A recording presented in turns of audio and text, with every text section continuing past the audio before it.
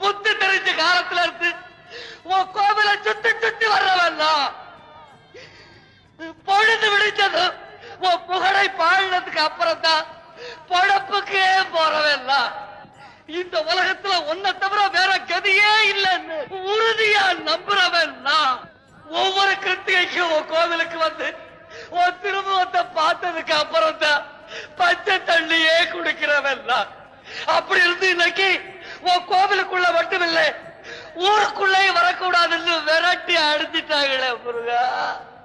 இப்ப சொல்றேன், உள்ளன்போடு உன் மேல பக்தி செலுத்துறவங்களே